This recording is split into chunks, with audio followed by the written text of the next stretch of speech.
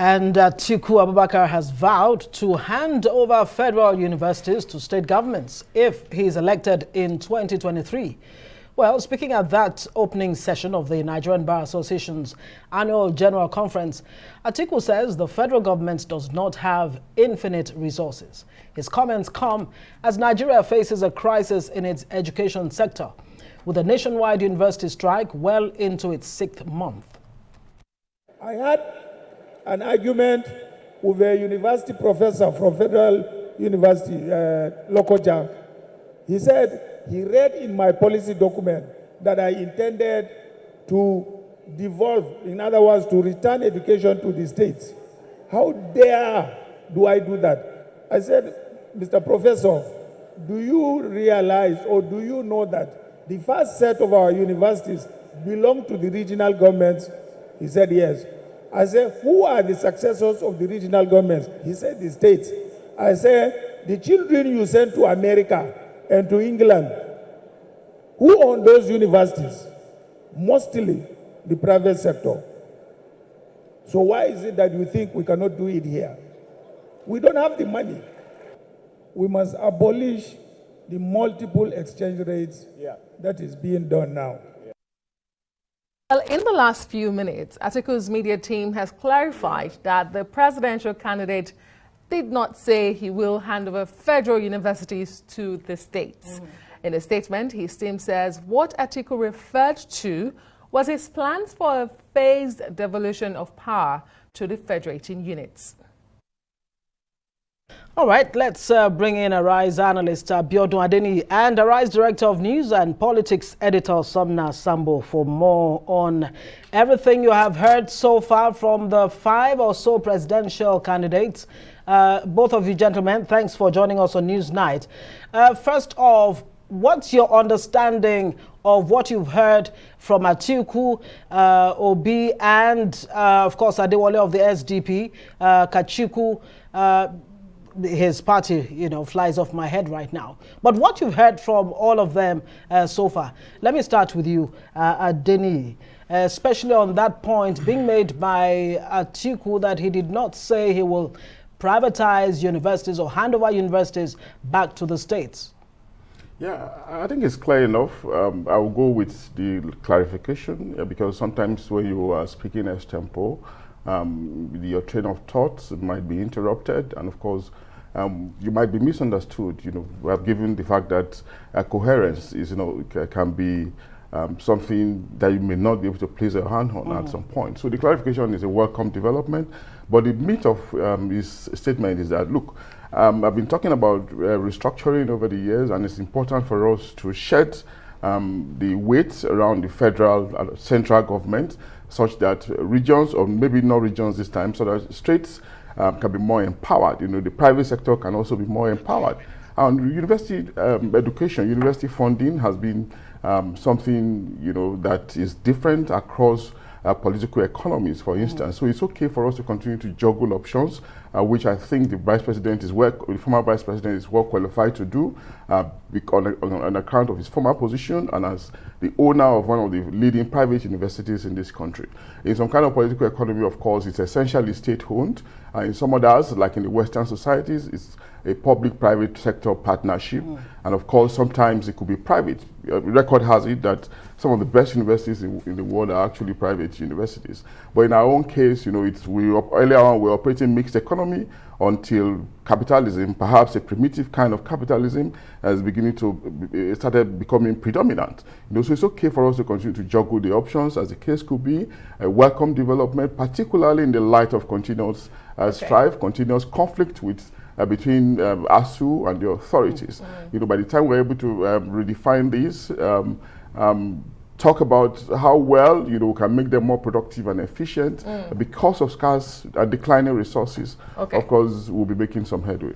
All right, Somna, how much of a clarification did Atiku need to make before and moments ago by his media team? He says education will remain in the concurrent list, but federal universities could be made to work better under the component federating units. That's contained in the statement released by the media team. Do you see any difference in that clarification? Thank you so much, Adesua. Well, we're getting close to that season where you hear politicians making statements and then retracting those statements. What I can say is that, in politics, there's what's called the trial balloon theory. When you fly a kite and it's well accepted, you claim it. And once your policy statement doesn't go well with people, the tendency is for you to say, no, you were misquoted or misunderstood. But we heard Atiku Abubakar himself making this statement not under duress, but clearly outlining the objectives that he has stated. And he said in his policy document, and so the said professor that he was having this argument with pointed to his policy document. So if Atiku wasn't making reference to actually moving this, or in quote,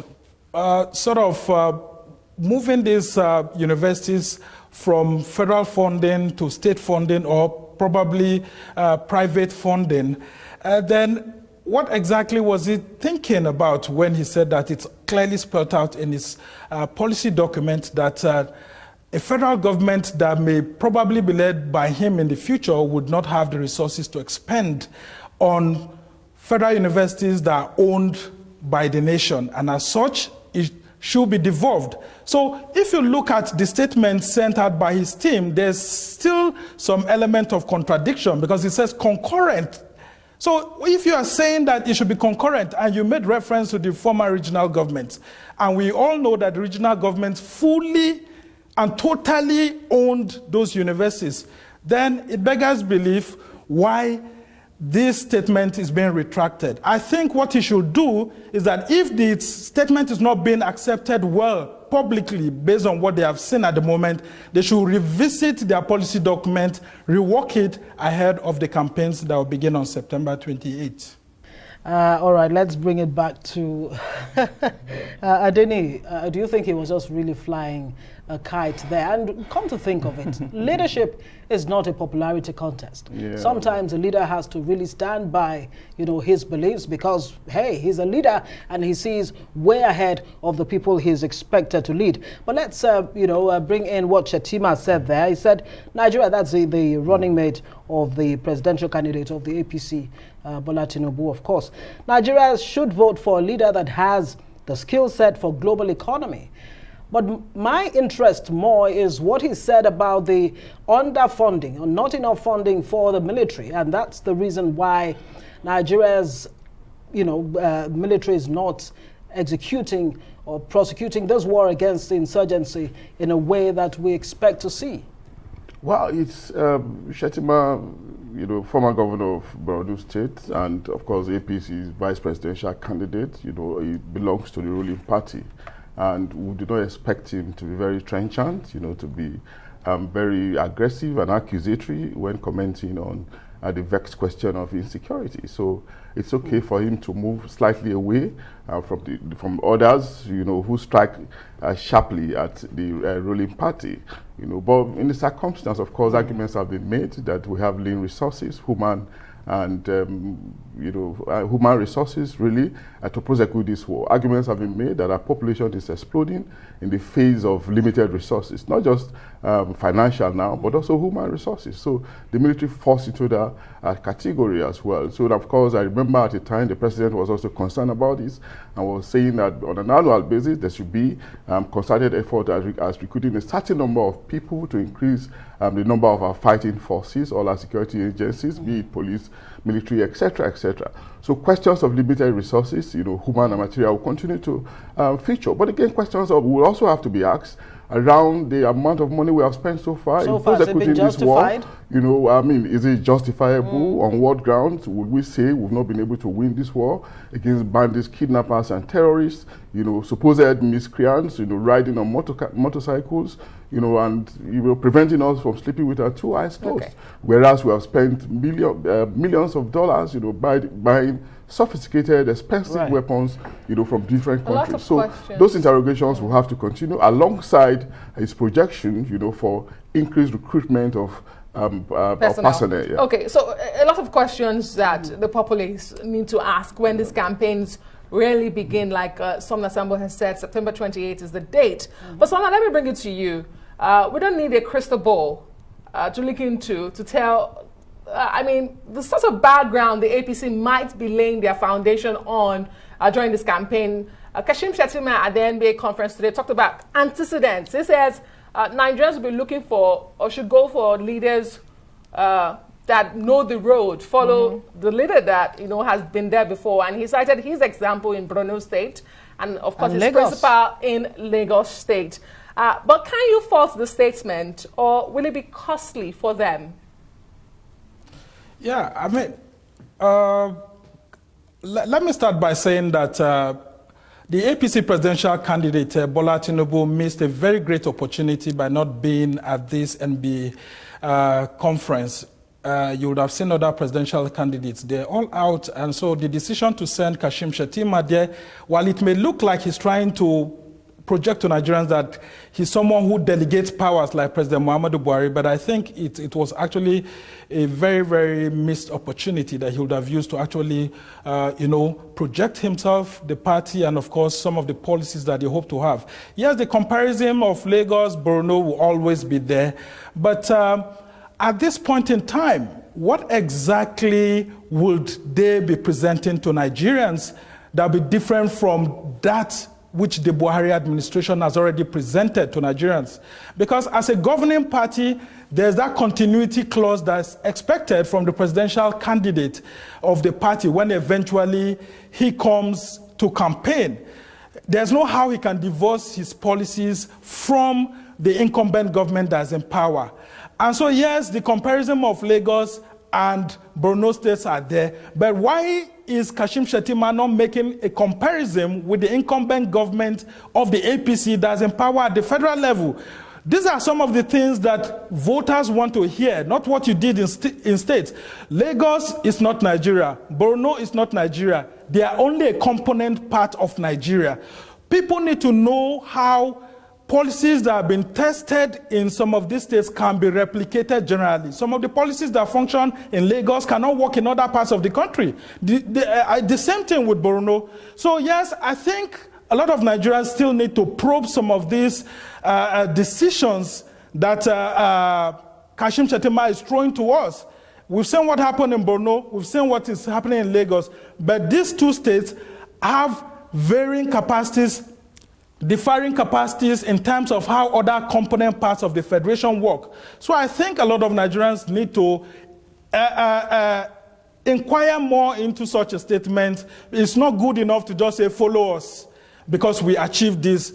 What you may want to replicate from Borno or Lagos may not work even in the nation's capital, Abuja, for example, because running the federal government is a different ballgame, and that's why the likes of Peter Obi, who has also been looking at the federal government from the lens of his being a governor of Anambra State, sometimes will want to make you question his understanding of how the federal government works. And that's why I keep saying that this was a great opportunity for someone like Tinubu to have come out to talk about those things he has always been canvassing for: restructuring, state police, and all of that. Those federal components that we need to drive our federation, not bringing principles that worked in states. We all know that things that work in states hardly function very well when you bring them to the center. Well, maybe their point is really about capacity and not necessarily the template that they used in Borno and Lagos. But let's, Somna, since you talk about Obi, let's talk about Obi. Associate Professor Adeniyi. Nigeria needs a visionary leader. He actually said Nigeria is tilting towards a failed state, if I heard him correctly. Or did he actually say that Nigeria is a failed state? And he says that next year's election should be about character, capacity, and competence. Did you hear what you really wanted to hear from Peter Obi there? Well, Peter Obi has been very forthcoming when it comes to stimulating ideas, with respect to what he thinks he can do for us at the center. He hasn't been shy at all, and of course, like we all know, he's very good with statistics. I expect to see more of these engagements, more of these issue-based ideation and intellection. First of all, I think, by the way, we shouldn't miss the opportunity of the chance of congratulating NBA, for providing this kind of platform, right. Reputable organization at that. And I want to believe, yes, that yes, this is one chance. There will be many more chances. We have 6 months to go. But back to Peter Obi, I think he's He's spot on, really. We need a visionary leader, of course. We need somebody who is very conscientious, somebody who is committed, who is determined. And of course, right from time, the problem has always been leadership. We cannot deny that, and that's why we'll continue to repeat it. Like the average story, we always emphasize the question of the tortoise. So it's just like, I mean, it's actually very similar. Leadership will continue to rear its head, but that leadership should not just be leadership for itself, but leadership that has content and character and quality. And those things revolve around vision, around commitment, around rising above our classifiers, around the fact that you will not have to remind us of our differences because we are a multi-ethnic, fragile state. You have to appear as a national hero.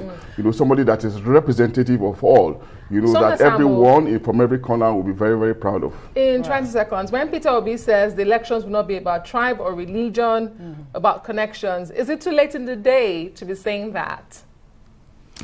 Not too late, and I think he's been dwelling more on some of the realities that we already know about. And a lot of policy analysts are beginning to wonder when the solutions will start coming from Peter Obi himself. Because, yes, he's had the statistics of what we are at the moment, what we were yesterday. But a lot of, even his supporters are beginning to wonder when he will start actually bringing out the solutions. Like you could hear Atiku saying, this is what I intend to do, even though he's trying to retract.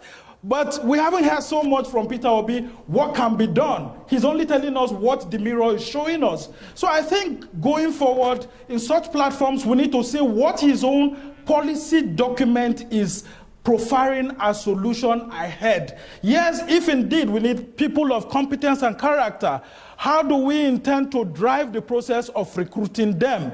How do we intend to create a federal government that's different from the one that we have? If we have a bloated federal bureaucracy, what would he do under his own federal government that's led by him? And of course, the most important factor, which these presidential candidates are not telling us, is where will they get the monies to pursue the grand ideas that they seem to be providing to us to discuss at the moment. It takes a lot of guts, and the next job that's going to be available for the next president is actually how to look for money. Where will they get the monies to build the large armies that Kashim Shettima is talking about, to create a system of competence that Peter Obi is talking about, or even how will they attract the investments that's needed to drive a new narrative on funding federal education, like Atiku Abubakar is saying. Thank you very much, Somna Sambo. Well, of course, Peter Obi has continued to say he wants Nigeria to be a producer economy and not a consumerist one. And the campaigns begin officially And the campaigns begin in September, so let's give him the benefit of the doubt and all other candidates. Thank you very much, Somna Sambo, and Associate Professor, Bayes University, and Arise News Analyst, Adeniyi.